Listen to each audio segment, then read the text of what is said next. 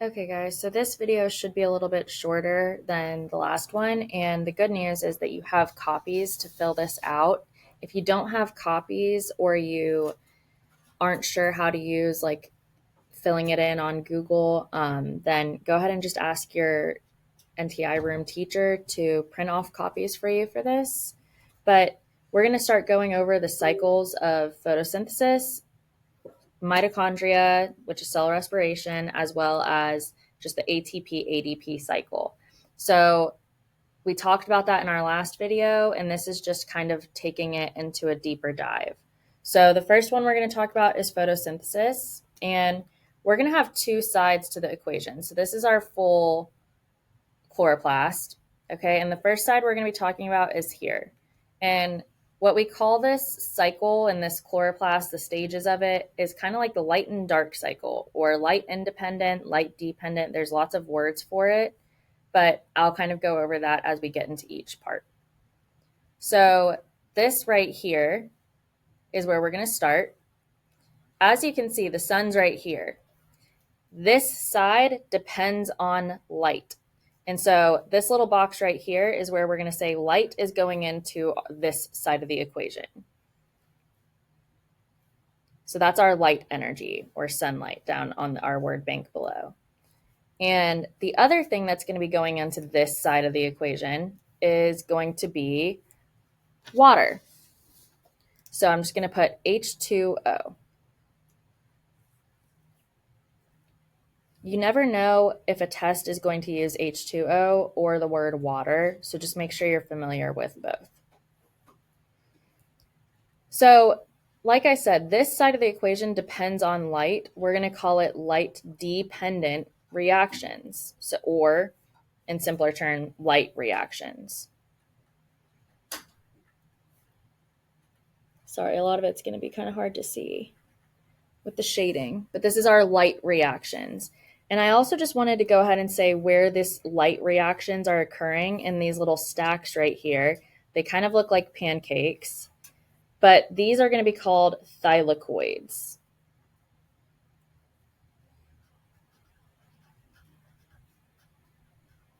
Ooh. An individual one is a thylakoid. I probably mislabeled this in a way, but so I guess an individual is the thylakoid, but the whole, so this whole section is going to be called a grana or granum. So this is our light reactions. Light needs to go in it. That's why it's called the light reactions, or light dependent. It depends on light. And water goes in. So the question is, okay, well, what comes out of this side? This side is where we're going to see our oxygen come out. So this is our oxygen. O2 is oxygen. So light reactions, light and water go in, and oxygen comes out. And this is all happening in our thylakoids, or our grana. On the next side, again, pause or rewind if you need to. Our next side, remember we said it's light dependent and light independent. There's a lot of words that you could call this side. I'm going to call it the Calvin cycle.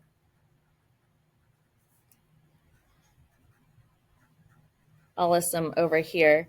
Sometimes you might see it as dark reactions because they don't have light.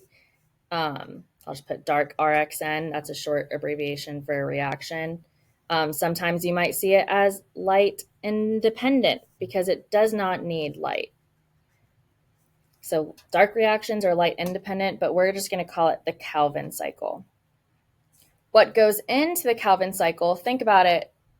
If you go back to our equation that we talked about, we've already used light and we used H2O. So the last part of what goes into the chloroplast, if you looked at our last anchor chart we did, the last part that goes in is CO2. So we already used water, we used light in our light reactions. So the last thing going into the chloroplast is going to be our CO2, which means Remember, glucose and oxygen are always together. So what's coming out of this reaction, if we already used oxygen, that means that glucose is going to be coming out of here, our product. And in the word bank, it says sugar, but I think the term we should be using is glucose because that's just the fancier word I like to say. And I'm just going to do a little arrow. Remember, glucose's chemical formula is C6H12O6. I just wanted to write that since it's chemical formula everywhere else. And notice how this is just happening in this empty fluid side, okay? This fluid is going to be called, it's almost like the cytoplasm of our cells. This is going to be taking place in the stroma of the chloroplast. Stroma. S-T-R-O-M-A. And that's our photosynthesis equation. So let's go ahead and move on to our mitochondria. So here's our mitochondria. This is going to be a big one. Let me see if I can zoom out. So remember, this is going to be cell respiration. I'll write it at the top.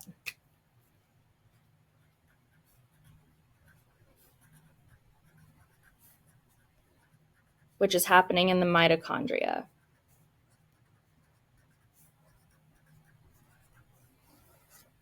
Oops, sorry. So this is cell respiration, and it's happening in the mitochondria. Sorry, I'm trying to figure out how to, where you can see the whole thing. So we're going to go step by step. So what I'll do is I'll say, okay, here's step 1. Here is step 2. And then we'll do step 3 last. But these are just the different parts. So remember, the purpose of the mitochondria is to use glucose, use a molecule of glucose, and make it into something usable, a usable energy for us, which is ATP. So what we're doing here is seeing how much each step, how much ATP it gives us. So our first step is going to be called glycolysis.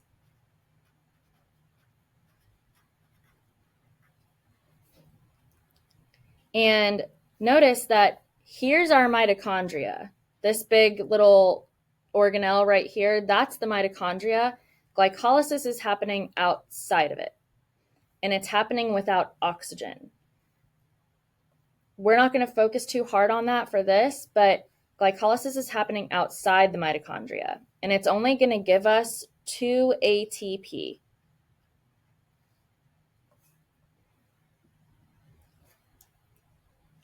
So that's glycolysis.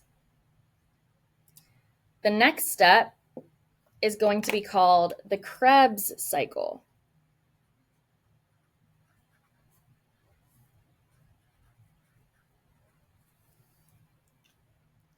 In the Krebs cycle, this is kind of easy to remember, also only gives us 2 ATP.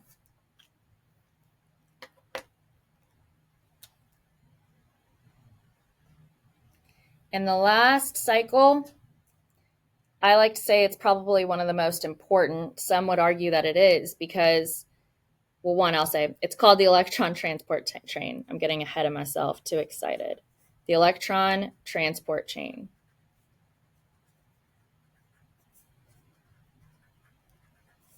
And the reason it's the most important, or some would say it's the most important, is because it actually gives us the most ATP. It can give us up 32 up to 34 ATP. So that's where the bulk of our ATP will come from, is this electron transport chain. And so one thing that I want to note, I'm just going to make a note at the bottom. Once we've done and filled out all of this, there's a question that we get often. How much ATP could you get, and I'm just writing this in this little section down here, from 1 molecule of glucose?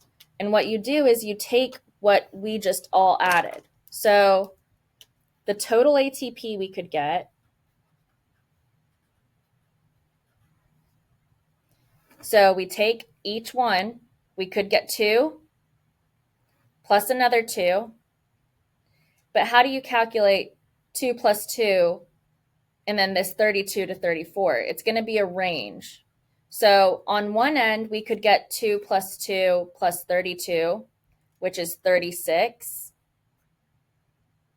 So at one time, we could get 36, but it's a range, remember. So we could also get 2 plus 2 and up to 34. So 2 plus 2 plus 34, 2 plus 2 is 4, plus 34 is 38. So from one molecule of glucose, we could get 36 to up to 38 ATP. And that's pretty important. And so the next cycle we're going to work on, y'all, is just the ATP ADP cycle. And this is the energy we get. And so I'm just going to fill this out kind of as we go. And I'm hoping we can see all of this. So ATP stands for adenosine triphosphate. You can see it in the word bank down here. Adenosine triphosphate. So what we're looking at right here is a sugar, some nitrogen bases, and phosphates. Okay?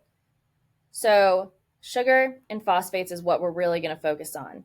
ATP has 3 phosphates. So this has 3. So this molecule is going to be ATP. One thing really important to note is that energy is going to be stored between this second and third phosphate. That's a little energy icon, like a lightning bolt. So that's where energy is stored.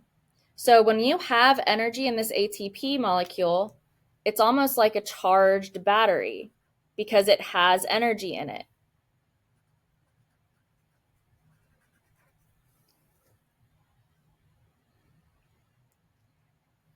What's happening, remember, it's a cycle. So ATP, ADP cycle.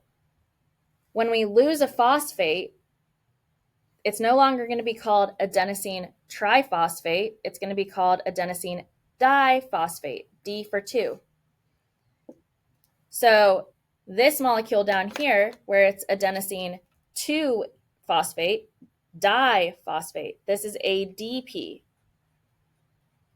And notice, well, the energy was stored on that between that second and third phosphate. So if we lost a phosphate, we lost the energy. So now it's not going to be a charged battery. It's going to be a dead battery. I like to say AD for dead, ADP. So it's dead battery. And what's going on this side is us just saying, what happened?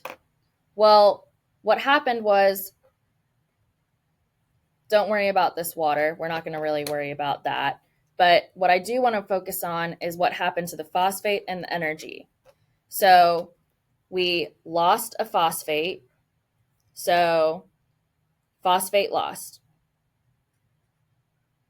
And I'm just going to put lose P for phosphate.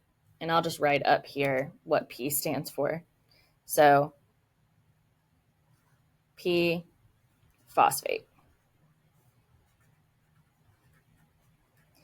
But what else happened? We lost a phosphate, and because we lost that phosphate, this one right here, we lost energy. Or we released it, I should say. Energy released. And like I said, it's a cycle. So this is what we lost. So how do we get it back? Well, all we have to do is gain a phosphate, and energy is added back. Or I'm going to put energy stored. I like that wording. So energy gets back to being stored between that second and third phosphate, and that's how we get back to ATP.